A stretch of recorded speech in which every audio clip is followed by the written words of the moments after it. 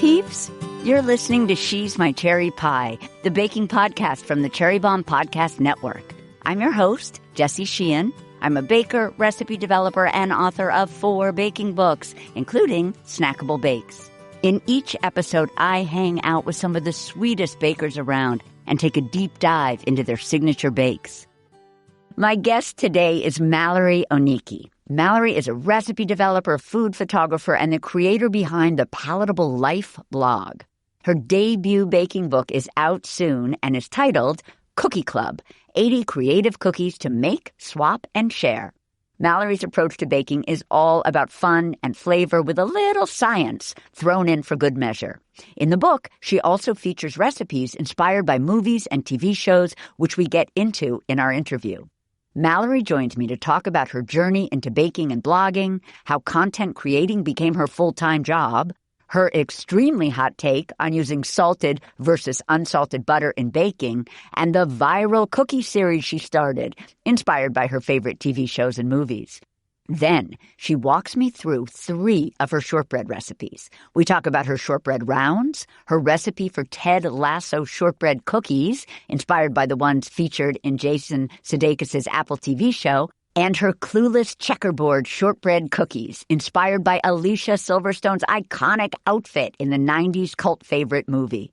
I loved chatting with Mallory, so stay tuned for our convo. You can find today's recipe at cherrybombe.substack.com. Peeps, did you hear the news? Jubilee New York 2026 is happening on Saturday, April 25th at the Glass House in Manhattan, and tickets are on sale now. Jubilee is Cherry Bombe's annual conference celebrating women and creatives in the world of food and drink. It'll be a beautiful day of connection and community, plus delicious bites and sips. You'll meet other thoughtful food folks and be inspired by the featured speakers, panelists, and more. I had such a great time at last year's event, and I know this year's will somehow be bigger and better.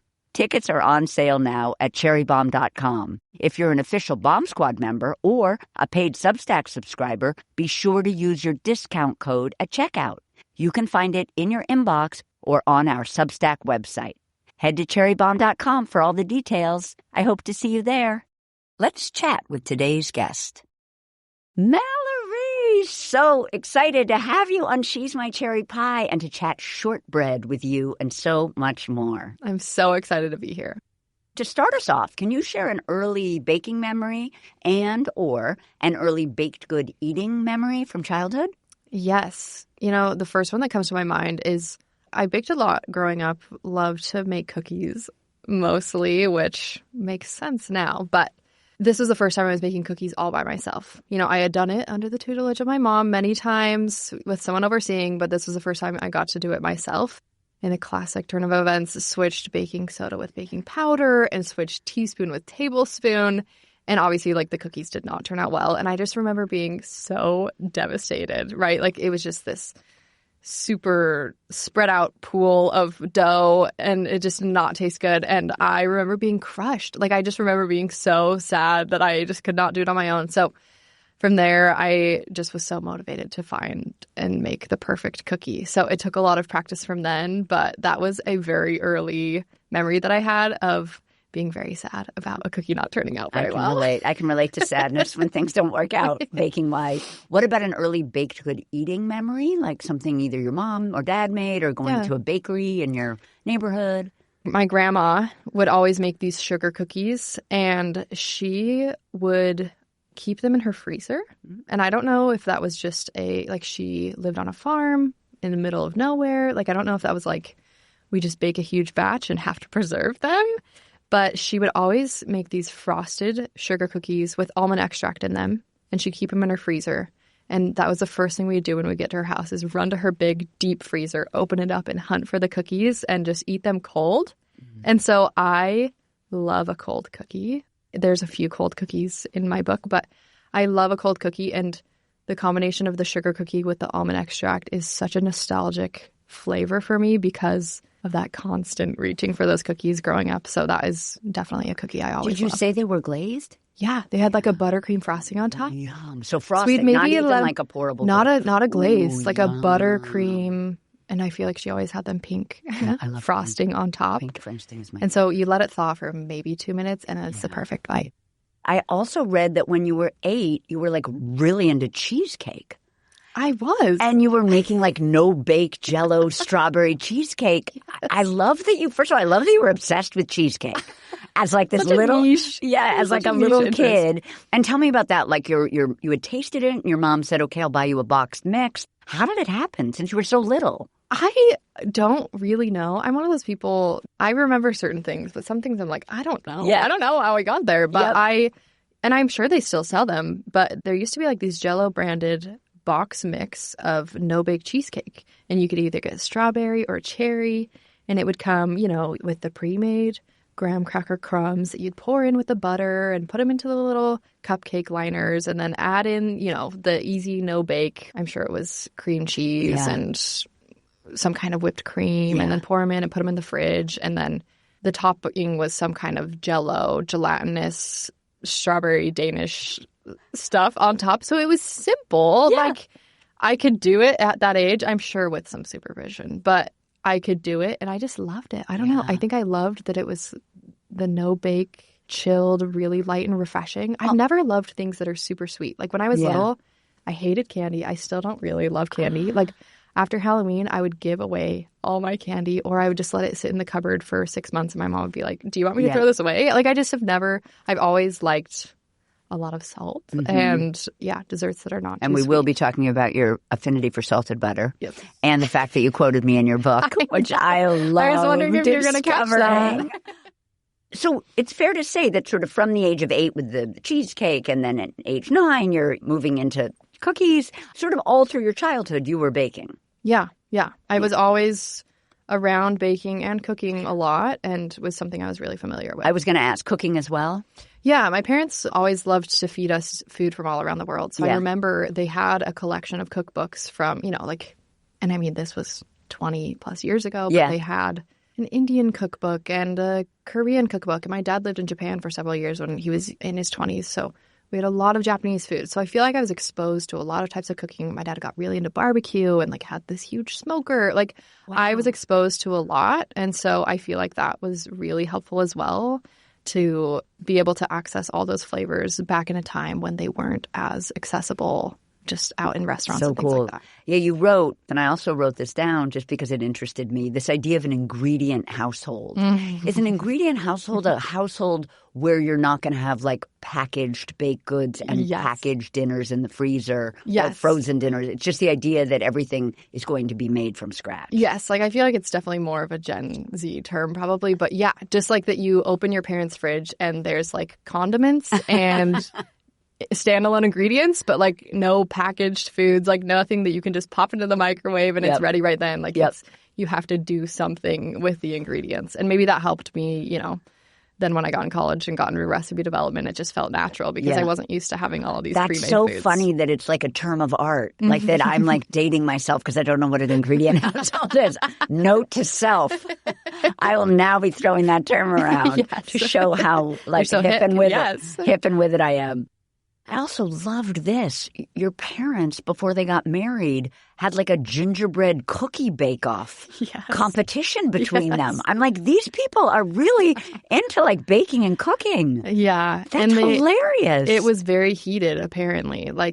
One family recipe versus the other family recipe. They brought in outside judges, and my dad won out. Let's take a quick break, and we'll be right back. Cherry Bomb's new issue is here. It's called Mom's the Bombe and has 3 amazing covers featuring these dynamic mother-daughter duos. Chloe Crane LaRue and her mom Trudy, who are the co-authors of the cookbook, The Artful Way to Plant-Based Cooking. Sama Dada and her mom Shermeen. Sama is the founder of Dada Eats and a cookbook author. And food stylist and entertaining expert Romilly Newman and her mom Antonia, a casting director, screenwriter, and filmmaker. Chloe, Sama, and Romilly all share a deep bond with their moms who have influenced their culinary styles and careers.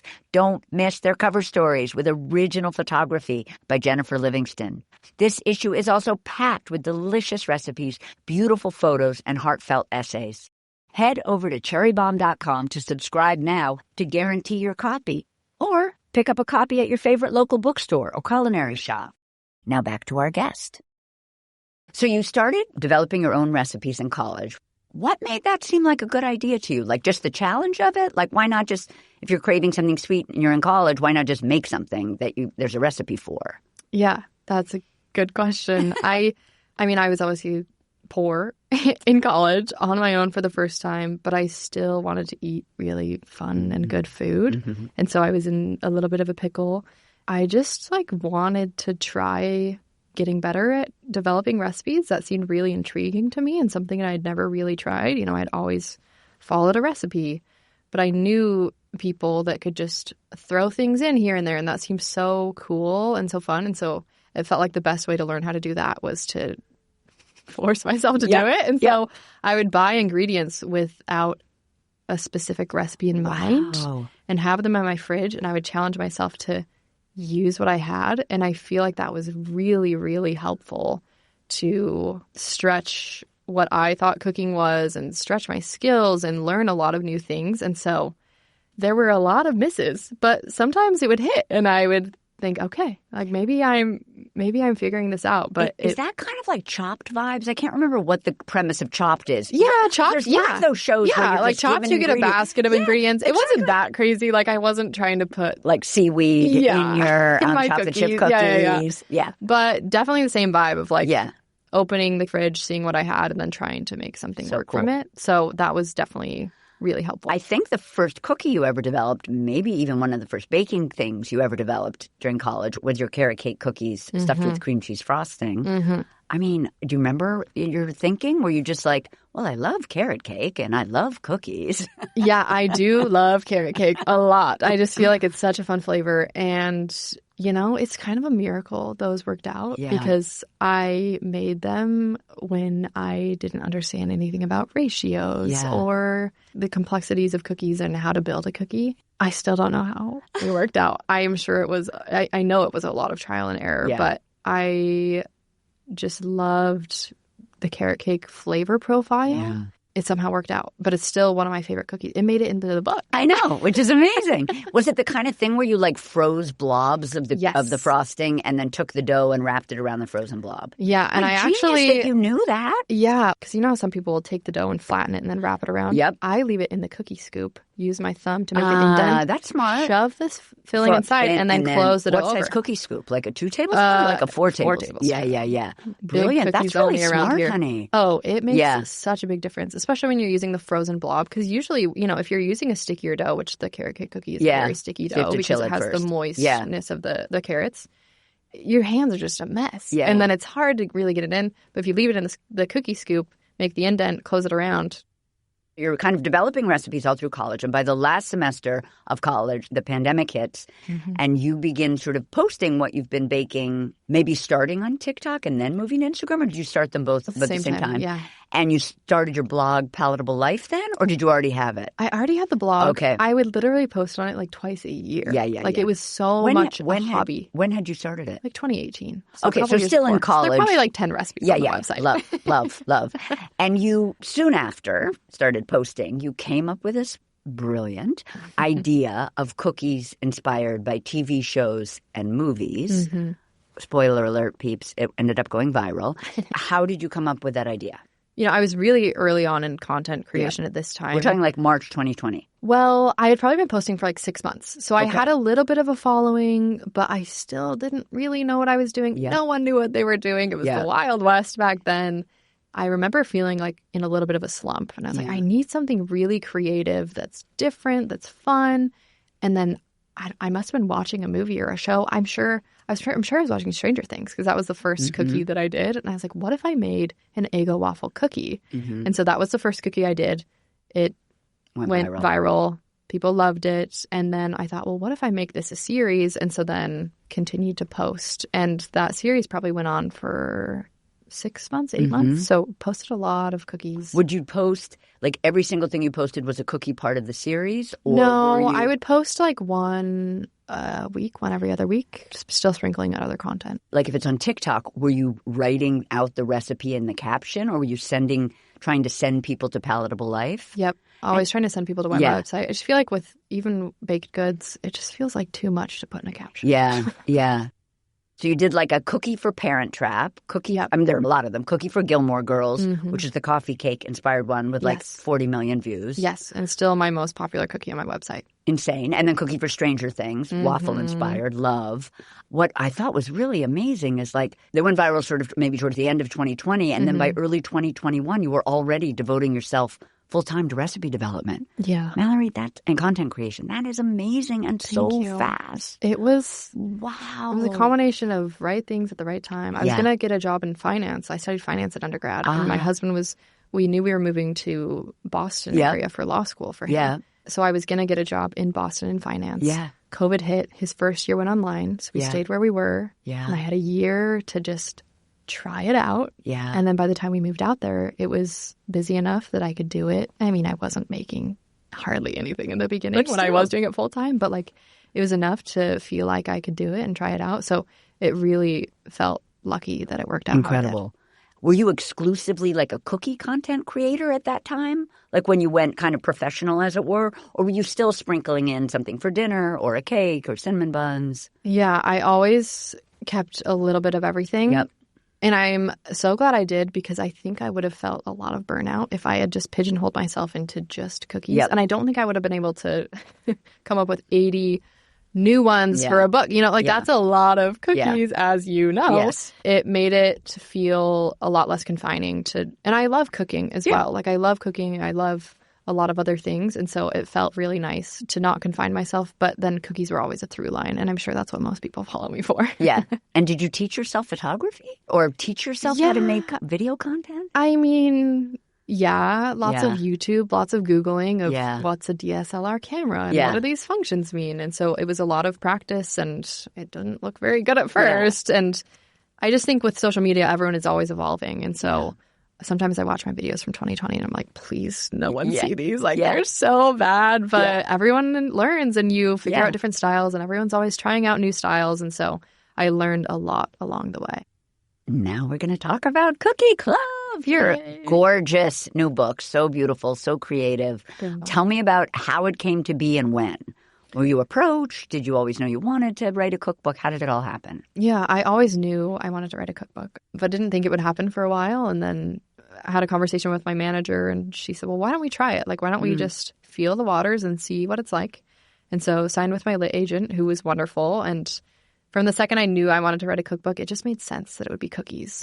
Like I do a little bit of everything, but it felt like, you know, for my debut cookbook to stand out, to make it different, I wanted to do just cookies because everyone loves cookies.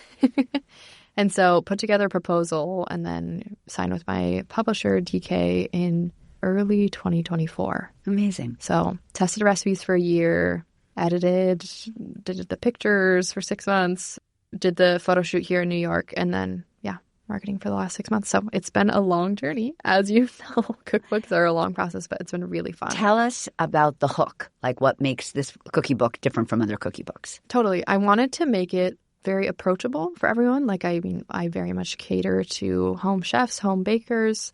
And so I wanted to make sure there were those classic, comfortable recipes. So like the whole first chapter of cookies is chocolate chip cookies because everyone likes it a little bit differently. The second chapter is the classics. So your snickerdoodles, your oatmeal raisin, your double chocolate cookies. And then after that, it gets a little crazy and wild. And I wanted this book to be something that people would feel comfortable baking. You know, everyone has baked a chocolate chip cookie before or a snickerdoodle. And so they have those classics that they know and love.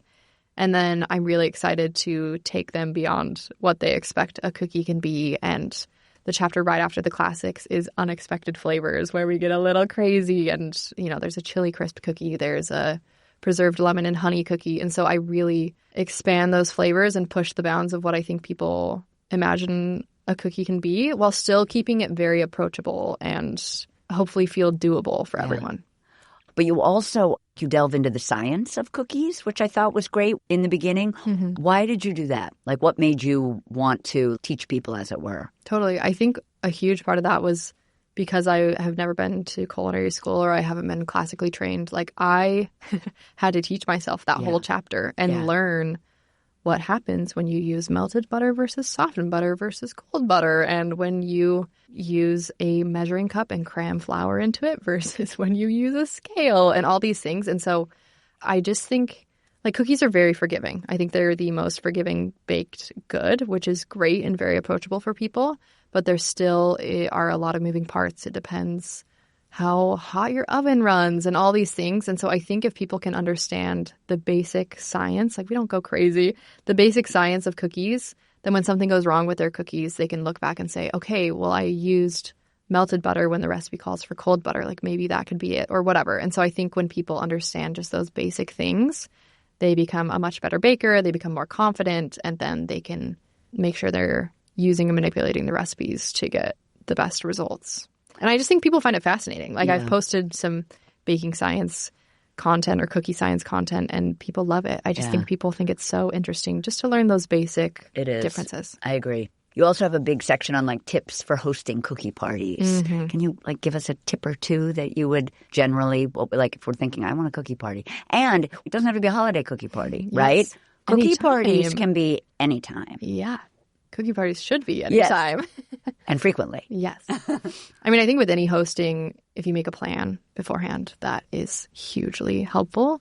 And like I said, cookies are very forgiving. Most of them you can prep the dough beforehand or prep some aspect of it beforehand. And so I think if you have a plan and you know which cookies you're prepping beforehand, which doughs are made ahead of time, and then a lot of these cookies have some kind of fresh topping or things like that. So when you know, okay, the dough is made the day before, I'll make the topping an hour before and have it set out and have a plan like that. Or, you know, mark the dishes where things are going to go. For me and my Virgo organized brain, that makes a big difference. But cookies are very forgiving and you can prep a lot of the stuff beforehand. Or even like chopped chocolate 2 days before. Like there are things that you can be prepping that make the run of show a lot easier and make it a smoother experience. Can you tell us what you think the gateway cookie is for the book? Where should we start?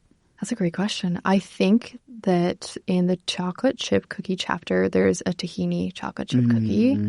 And I think that's a great gateway of something that's very familiar, a chocolate chip cookie, but also a little bit different. Like it's a pretty standard chocolate chip cookie, but, you know, has tahini, has cinnamon, which I think pairs so well with the tahini. So it's a slight variation on a chocolate chip cookie, but it's still going to feel very easy, very familiar, but is going to kind of give you a glimpse of iterating on flavors and those different. What about like a project bake cookie?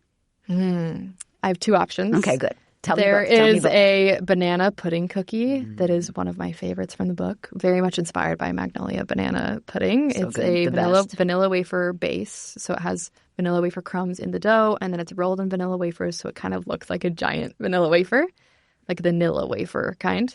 And then it has a pudding frosting, which tastes just like pudding. It's really stable, so it holds its shape well, but just tastes incredible. And then it's topped with fresh bananas. Do you literally like make a cornstarch pudding on the stovetop?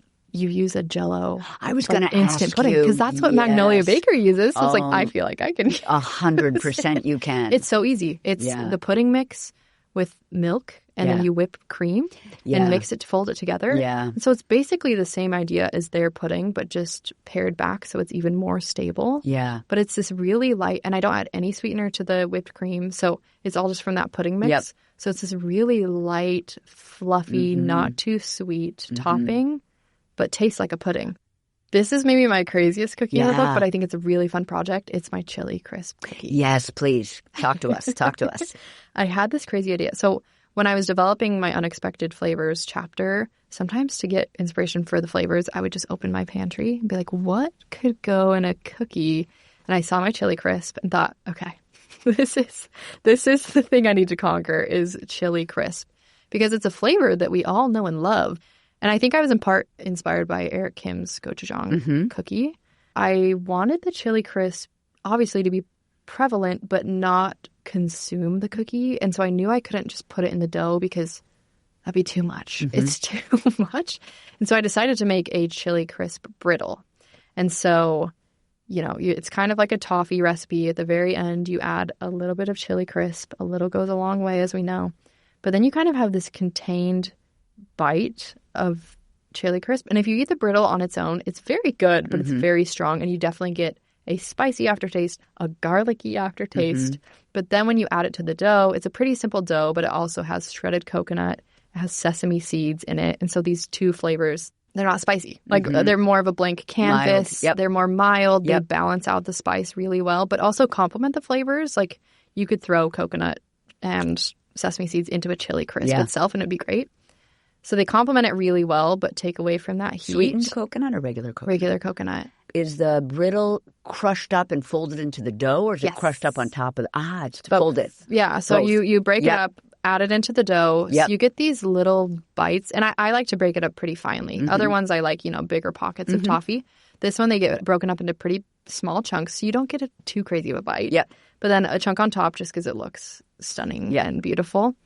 And it's just this really fun experience, unlike any cookie you've ever tried before, because you've got the spicy, you've got a tiny bit of the garlicky, but with the coconut and the sesame seeds, and like it's still very much a sweet cookie. Like it's not a savory cookie. And so I think it's a really fun combination that is definitely a project, but one that should still feel doable and that people are going to really love. It's not that hard to make brittle or toffee. That it's pretty foolproof. And you can do it. And it cools down pretty fast. So it's not like you're like, oh, now I have to wait till It's like tomorrow. a 15-minute process. You put it on your cold counter and it's cooled off in 5 minutes. Yes, totally. All right, there were a couple of hot takes from the book that I loved. First of all, you like huge cookies. You're like a jumbo cookie girl, and so am I. I love that. I'm always like, jumbo or go home. Big cookies taste better. And then you get all the different textures. Yeah. Soft middles, crispy edges, something in between. So I loved that about you. You could still eat a quarter of it. You don't have to eat the whole thing. So are you always using like a quarter cup scoop? Yeah. Yeah. I love that. But I wanted to keep the recipes, they're pared down to their smallest version. So, 1 egg. I'm not going to make you split an egg unless it's an egg yolk. Right. So most recipes make 9 or 10 cookies, but they're large cookies. And then also, I mentioned this in the beginning, I love that you quoted me on you have a whole thing about unsalted versus salted butter, this whole debate. You quote me, which I love you for. Yes. And I love that you were so unapologetically salted, team salted. Tell us about that. Yeah, I'm honestly, that's one thing that I'm worried about with the book. I don't think you need to be. Okay, yeah. Good. I'm glad you're saying that. Yeah. But I don't like unsalted butter. Yeah. It doesn't taste good. Yeah. But I love salted butter. Like I will be putting a fat slice of salted butter on anything I can. It's so much better. And so I think it also goes back to I don't like things that are too sweet. That's why I don't like certain cookie franchises that are very popular. They're so sweet and you can only eat an eighth of a cookie before you feel like it's too much. And so I feel like the home baker, especially when you're making one batch, it's typically going to be undersalted and too sweet. And so, like you said, and the quote that I quote, it's just flavor assurance, that there's going to be that extra little bit of salt. And if people are losing their mind over it, the difference between salted butter and unsalted butter with one stick, which is what most of these recipes use, is like a quarter teaspoon. Like you're not going to taste the difference. So it's just a tiny boost of flavor. If you put them side by side, maybe if you eat one right after the other, you'd be able to tell. But the average person's not going to take a bite and be like, whoa, that quarter teaspoon of salt is really way too much. Like you're not going to tell the difference. But I get if you're, amping up a recipe, you're trying to make a ton, maybe you want more control over it. But I think it's not going to make a huge difference. And I also feel like in the early stages of my website, I would never specify salted or unsalted. Now I do because I've gotten a lot of people asking.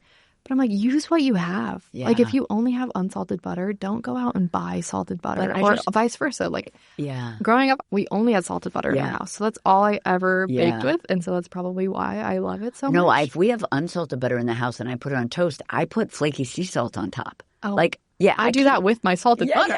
No, I love salt too. I love salt too. But I think that is so interesting. I'm so glad you did that. I think it's really bold and awesome. And I feel like a lot of people agree with you that like, why would you use an ingredient that can come seasoned? Why would you just use the one that wasn't seasoned? Totally.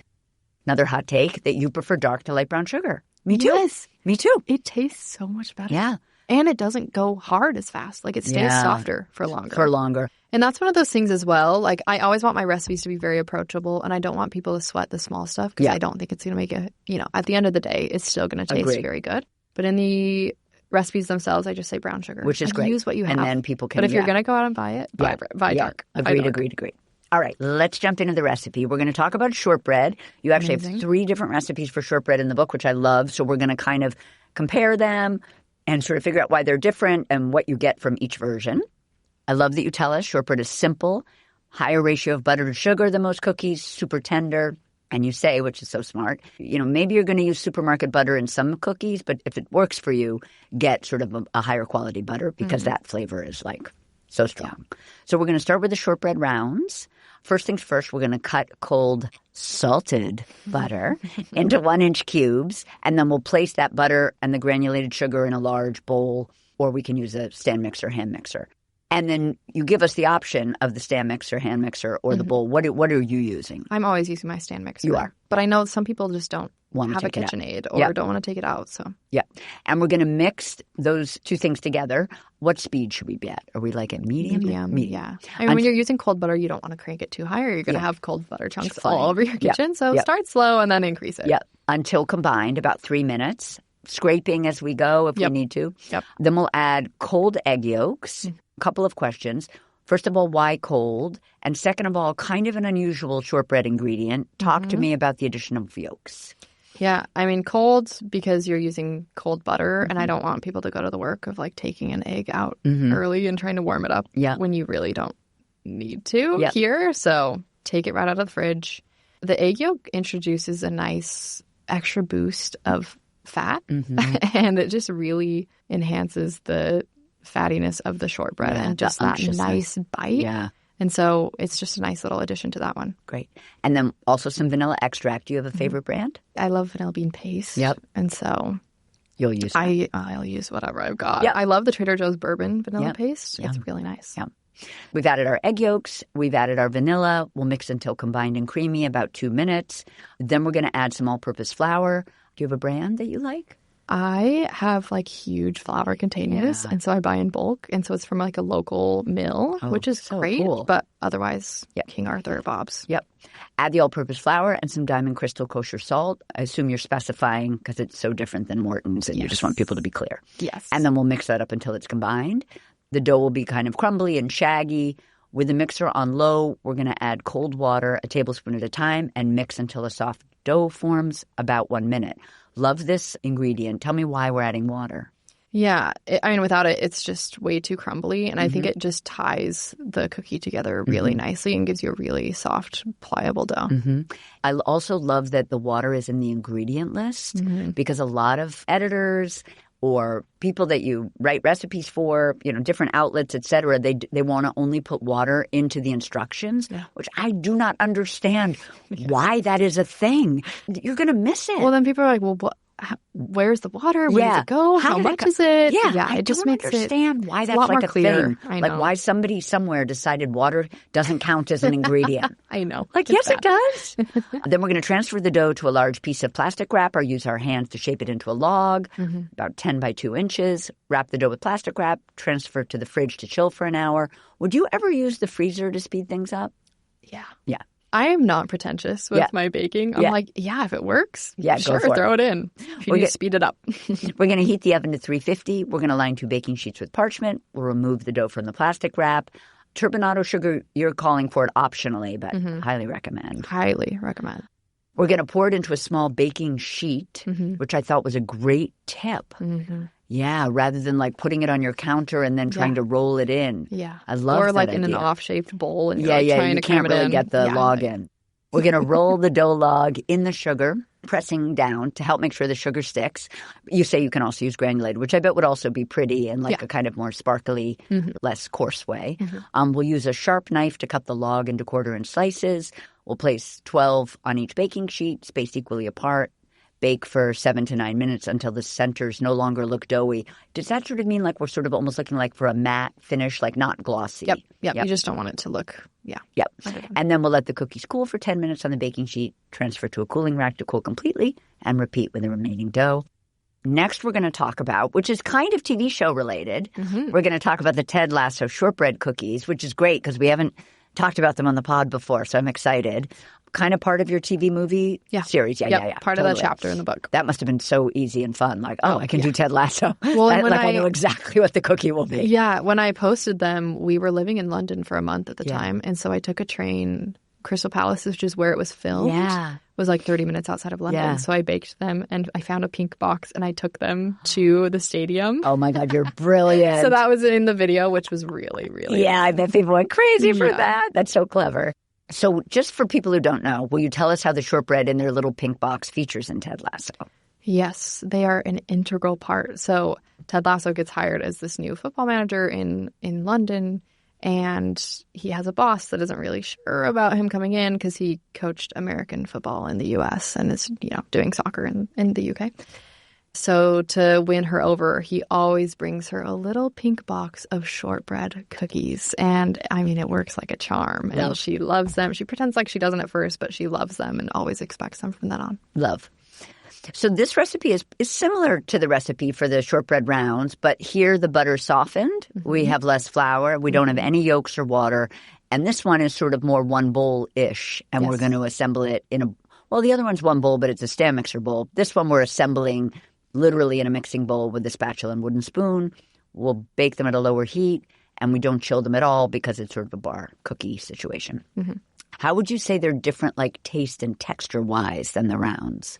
Yeah, the rounds definitely have more of like a bite to them. Mm-hmm. Like they're more crispy. Mm-hmm. You can still taste the butter flavor, but the rounds are not like the melt in your mouth type of shortbread. They're that more crunchy shortbread, which is also really good. Whereas the bars are that melt in your mouth. That's why they're baked at a lower temps. They don't get crispy at all. They stay in the bar form. You can see the butter throughout. Like they just are a really, really nice texture. Yeah. And also, because we're putting them in the pan, it's a slightly longer bake time. Yeah. And bar cookies tend to be anyway. So we'll heat the oven to 325. We're lining an 8-inch square baking pan with parchment paper. Do you have like a favorite baking pan company? Like, do you buy your pans? I love USA pans. Yeah, I love them too. They're the best. I have to say I love them too. Yeah. With parchment paper, line that pan. We're going to cream our butter and sugar and vanilla by hand. So it's softened butter. Yep. We're just doing it in a bowl with a spatula or a wooden spoon. Favorite spatula? No. I love Material Kitchen. Yep. I feel like everything they do is great. We're creaming our butter, sugar, and vanilla by hand. We're going to add the flour and salt. And like I said, it's less flour than with the rounds. Press into the pan. Bake for 30 to 40 minutes. Sprinkle sugar when they come out of the oven. Turbinado sugar or granulated, either one will work. But either you prefer one. The crunch is really nice. And I mean, a shortbread cookie, there's not much texture going on. I mean, it's amazing. But to have that little crunch on top is really nice. Yep. Sprinkle sugar when they come out of the oven. Let cool. Slice into bars. And please put into a pink box. Mm-hmm. If possible. And then finally, this is so fun, the checkerboard shortbread cookies. These are from Clueless. In the movie Clueless, a character named Cher has a yellow plaid outfit. Can you just remind us who Cher is? For those of us that haven't seen Clueless in forever. It's time for a rewatch. I know, right? She's the main character. She has this iconic yellow and black plaid outfit, like a mini skirt with a blazer type situation. And making a plaid design was a little too hard, so we went with checkerboard because it's close enough, but it's got the kind of yellow and black situation going on. So these are sort of kind of a hybrid of both the rounds and the Ted Lasso shortbreads. Less butter, but cold like the rounds. Less yolks and water than the rounds, but included. And less vanilla than both. A little less flour and salt than both. And now a little bit of cocoa powder to help make the checkerboard be brown and white. Assembled in a stand or hand mixer like the rounds, but definitely different assembly because of the two different flavors of dough. And then the same heat and the same bake time as the rounds. So after we're going to cream the butter and the sugar, and then we've added our yolks and our water and vanilla, flour and salt, dough will be crumbly. We'll take half out of the mixer and we'll add some cocoa powder. So do you like Dutch processed cocoa powder? Do you like natural? You like Dutch? I like Dutch, and it makes it an even better brown color. The color is so good, and the flavor is so good. I love like Dutch. It'll work with either, but it just won't be as stark of a contrast. I love that. Yeah. So we'll add the Dutch processed cocoa powder to the dough that's still in the bowl, mix until combined on low. And it's not even that much. It's a tiny bit. Yeah. And then we'll shape each half of the dough into a square, wrap both in plastic wrap, and transfer to the fridge to chill for about 30 minutes. What size square are we thinking about? It's like a 5-inch square. It just makes it so much easier to roll it out, especially when you're working with cold dough. No, it's such a good tip just in general that if you know the shape that you're trying to roll out into, it is really a good idea to chill in that shape. You're Doesn't just have to setting be the yourself size. up for success. Yep, 100%. That's true like with sugar cookie dough. Like roll it into a round. Yeah. I mean, chill it in a round. Yeah, If you know and then you're you can gonna roll it out. Yeah.